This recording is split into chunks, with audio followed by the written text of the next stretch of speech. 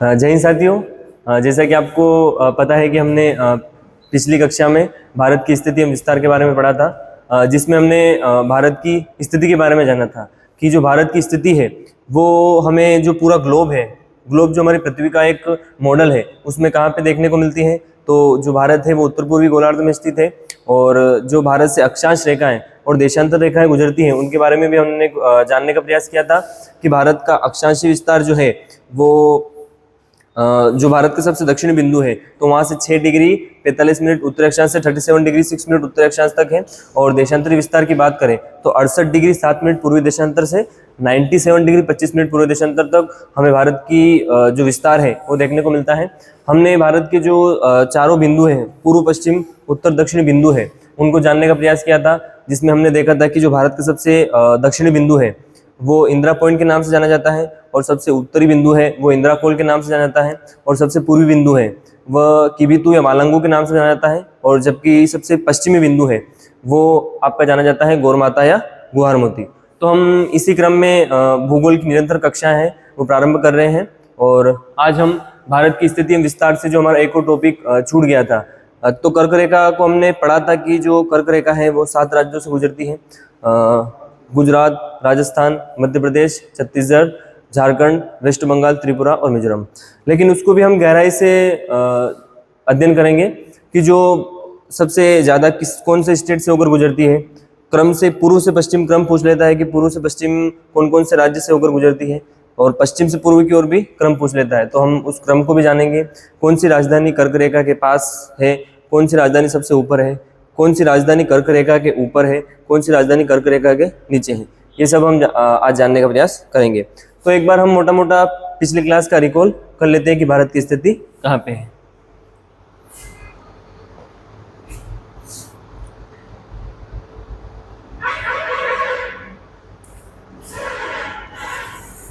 तो ये हमारी गोलाकार पृथ्वी है,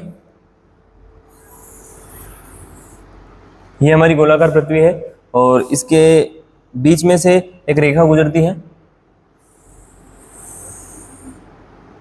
जिसे हमने नाम दिया था इक्वेटर, इक्वेटर या विषुवत रेखा।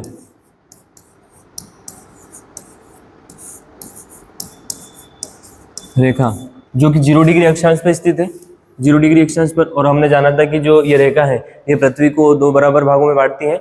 इसका जो आधा ऊपर का भाग है उसे उत्तरी गोलार्ध यानी कि नॉर्थ हेमिस्फीयर कहा जाता है, और जो दक्षिणी भाग है उसको दक्षिणी गोलार्ध या साउथ हेमिस्फीयर कहा जाता है। तो इस प्रकार ये पृथ्वी को 2 भागों में बांट देती है। एक और हमने इसके उत्तरी गोलार्ध में जो एक रेखा है उसके बारे में पढ़ा था, जिसको नाम था 23.5, उसका नाम था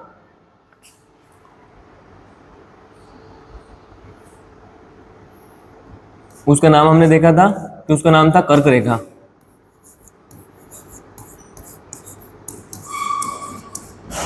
रेखा जिसको ट्रॉपिक ऑफ कैंसर कहा जाता है।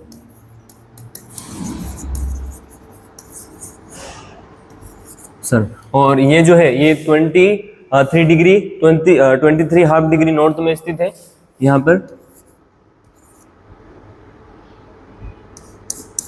नॉर्थ में स्थित है, उत्तर में।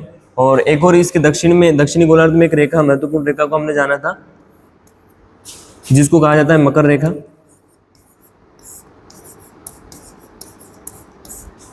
अर्थात ट्रॉपिक ऑफ कैप्रिकॉर्न।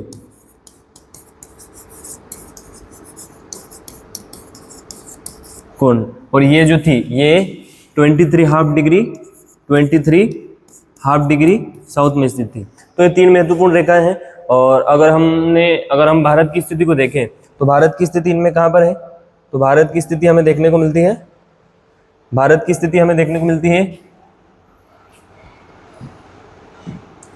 स्थिति हमने देखा था कि यहाँ पे हमारा भारत है,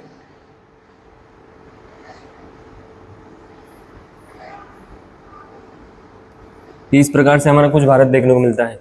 यहाँ पे नॉर्थ अमेरिका है, यहाँ पे हमें नॉर्थ अमेरिका देखने को मिलता है, यहाँ पर साउथ अमेरिका देखने को मिलता है, यहाँ पे अफ्रीका देखने को मिलता है, यहाँ पर हमें एशिया महाद्वीप देखने को मिलता है, यहाँ पर अंटार्कटिका महाद्वीप देखने को मिलता है।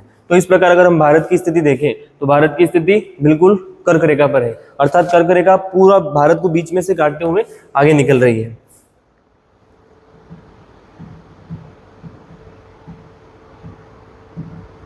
तो यहाँ पे भारत की स्थिति है। तो हमने जो ट्रॉपिकल जोन है उनके बारे में भी पढ़ा था कि जो सूर्य है, सूर्य कर्क रेखा और मकर रेखा के बीच में ही लंबवत होता है। जो महत्वपूर्ण डेट्स है जहाँ जब जब सन जो है इन पर परपेंडिकुलर लंबवत होता है उसको हम देख लेते हैं एक बार।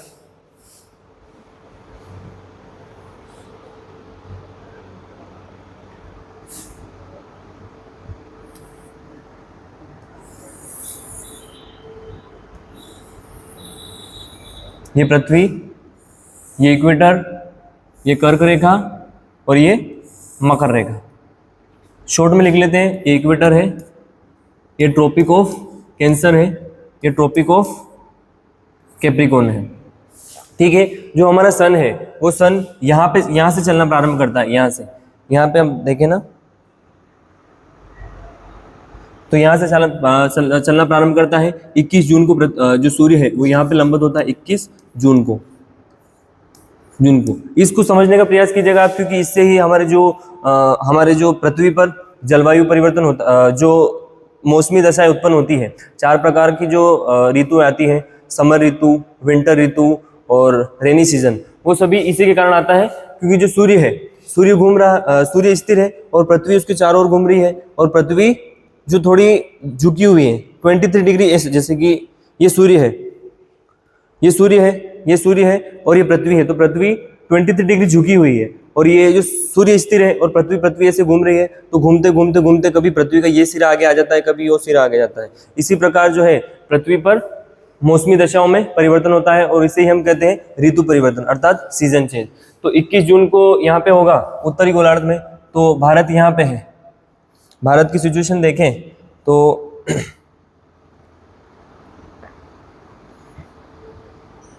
भारत की सिचुएशन यहाँ पे है,